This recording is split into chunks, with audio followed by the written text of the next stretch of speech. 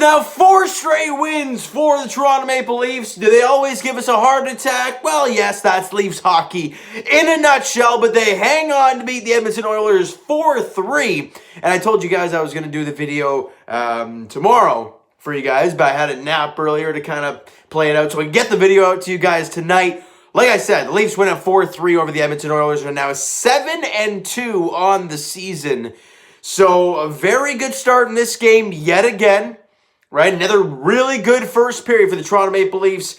You see Travis Boyd, the fourth line, getting it done. Travis Boyd had a goal in his first game as a Leaf, and in his second game sets up Jason Spezza in front of the net, who backhands it. It was soft. Koskinen should have had it. Doesn't matter. It's in the back of the net. Spezza's first goal of the season. Boyd with the assist at 9:31 of the first period. And just like that, the Buds are in front 1-0 and showing pretty good prowess here in the first period. A lot of zone time. You look at the shots on goal in the first period, you'll probably think to yourself, well, you know, the Oilers had more shots in the first period, so they probably dominated play. Well, no. If you watch the game, the Leafs had a lot of offensive zone time in that first period. You were up 1-0. All right, let's move to late in that first period. Excuse me.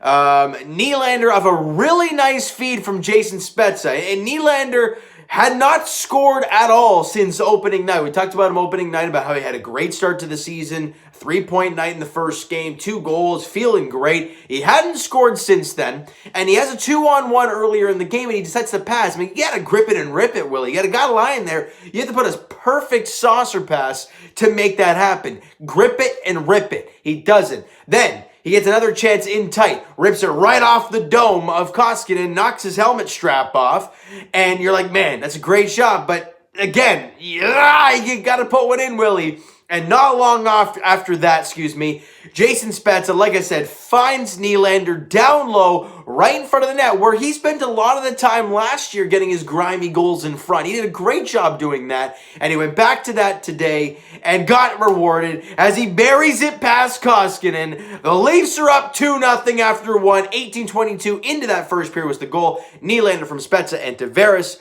was obviously the line in that period. And just like that, the Buds are up 2-0 after 1. But Leaf fans, we have seen this before. We saw this in the last game against Calgary. So how is this team going to respond?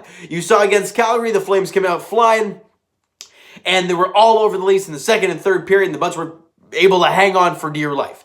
And in that second period, for the start of it, it was kind of the same thing. But then the Leafs got their legs going a little bit, and they kind of evened play out for the rest of the second period. And then Leon Draisaitl, late in the second period, they get a power play in 18-11 into the, I think it was a 2-man advantage, actually. He buries it to make it a 2-1 game. And at this point, the Leafs have already taken like 4 or 5 penalties. And we're like, you got to stay out of the box, guys. Like, you cannot give Draisaitl and McDavid, I don't care about the other guys, you can't give those 2 guys power play time. You just can't do that. And you head into the third period, and what do the Leafs do? They take an early penalty. And what happens? Draisaitl scores again, and we're tied. You gotta stay out of the box. The Leafs have done a pretty fine job 5-on-5 to this point in the game. Problem, it's a 2-2 hockey game.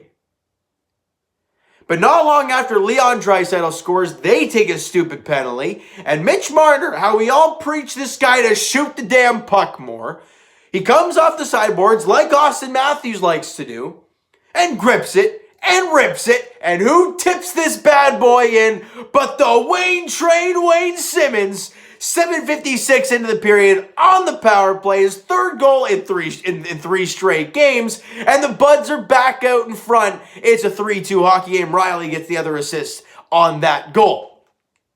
Problem, not even 4 minutes after that, Zach Kassian scores and we're tied again at 3. And on this play, Justin Hall goes for the flying hit. Now, I like it. I like the physicality. But damn it, get back in front of the net and take out the guy in front. You watch the replay, he kind of floats back to the front of the net and just kind of stands there, right? Kassian's behind him, sitting in front of the net. And I don't know what Justin Hall's thinking. He's not in a lane to block a shot. There's nobody on his other side to block a pass across. He's just kind of standing there. Meanwhile, Kassian's behind him. He buries it, and Hall's just looking at like, oh, what happened? And I'm like, God, even I think it was Muzzin who was on the other side. I'm like, guys, you gotta, especially a guy like that, you got to tie him out in front of the net. They don't do it, and we're tied at 3 again. However, not long after that, the Oilers take another penalty. Look, the referees were all over the place in this game today. For the Leafs and the Oilers, they were really nitpicky calls. There was a total of 11 power plays in this game. 7 for the Oilers, 4 for the Leafs. It was insane. But on that ensuing power play, Austin Matthews, as I mentioned, comes off the sideboards and just absolutely rips it. Simmons, yeah, there was a screen in front, but the shot beat Koskinen clean underneath the glove side, above the pad.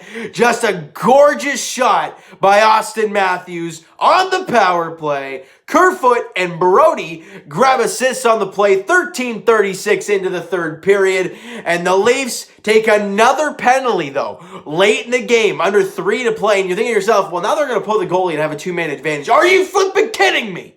You got to stay out of the box. They're able to hang in there. Frederik Andersen, look, the numbers don't suggest he had a great game, 3 goals on 29 shots. But if anybody watched this game, you damn well know Frederik Andersen. It was the main reason the Leafs hang in there and win this hockey game tonight. All right?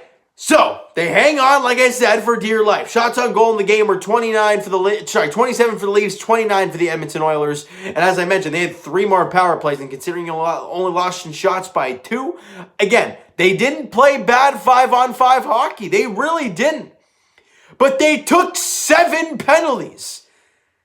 They were 2 for 7 on the penalty kill. It says 1 for 4 for the Leafs, but I think they might change that Nylander one because Turris wasn't back on the ice. Look, clock expired, but he wasn't back. I don't know how they're going to calculate that. And no matter what, on paper it says 1 for 4, but it could be 2 for 4 for the Leafs on the power play. Special teams was a huge thing in this hockey game, obviously. And you saw some great things today. Wayne Simmons, the older fella, getting the job done, being in front of that, being that grimy figure. Look, his goals are not going to be pretty, but he doesn't care. They go up in the back of the net. They help the team win. That's all he cares about. So great job for Wayne Simmons. And Jason Spezza, Mr. Automatic in the faceoff dot to start the season. And he finally gets rewarded in the points category with a 2-point night. He was the main player in the 8th and the only guy who had 2 points in the game today. So a goal and an assist for Jason Spezza. And as I mentioned, Frederik Andersen, 3 goals on 29 shots. Again, the numbers don't suggest he had a great game, but if you watch the hockey game, especially late in the game, he was a huge reason of why this Leaf team won the game and why this team is now 7-2. Look, the Montreal Canadiens are playing fantastic hockey. They haven't lost in regulation yet this year, so they are playing fantastic hockey. But the Leaf fans, we can't worry about them. All we can do is focus on this squad right now. And they're going out there and they're doing a job. The Leafs go out there against the Edmonton Oilers at home. They win that game, the second one of the back-to-back.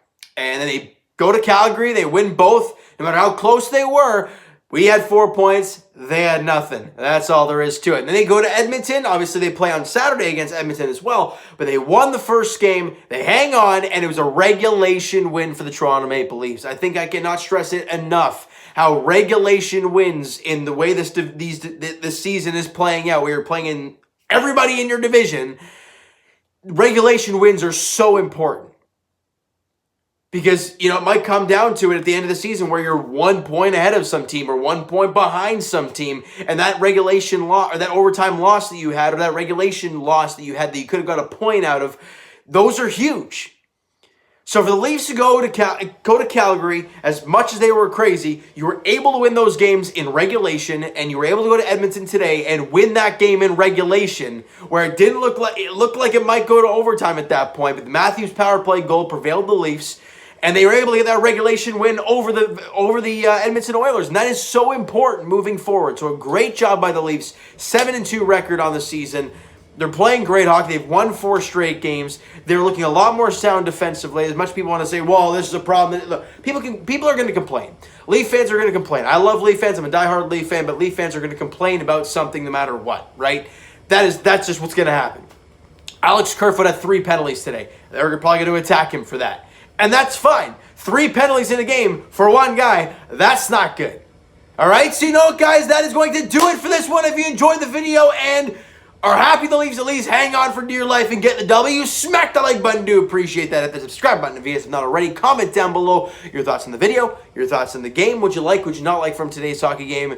Who's your MVP in today's game? Would you give it to Spezza? Would you give it to Frederik Andersen? My guy, that's a tough one because Spezza had a 2.9, was a really contributing factor there in the first period getting this team going.